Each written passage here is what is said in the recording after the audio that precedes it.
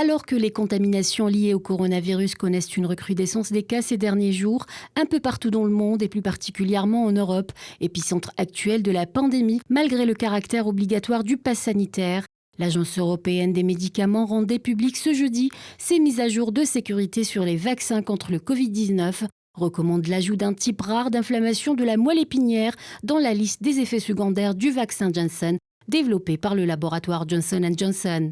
Il s'agit de la myélite transverse, une atteinte neurologique rare causée par une inflammation de la moelle épinière responsable d'une atteinte motrice, sensitive et sphinctérienne. Ce type rare d'inflammation avait été au cœur des arrêts d'essai dans les premiers stades de développement des vaccins AstraZeneca et Johnson & Johnson, qui sont basés sur une technologie similaire. Un représentant du laboratoire américain a annoncé que la notice des effets secondaires du vaccin serait actualisée pour inclure le risque de myélite transverse. L'autorité évalue notamment le cas de syndrome de fuite capillaire signalé après l'administration du vaccin Moderna. Le syndrome de fuite capillaire est une affection très rare et grave qui provoque une fuite du liquide à partir des petits vaisseaux sanguins capillaires, entraînant un gonflement principalement dans les bras et les jambes, une hypotension et un épaississement du sang. Les données sur cette pathologie ont également été examinées après l'administration des vaccins d'AstraZeneca et de Johnson & Johnson.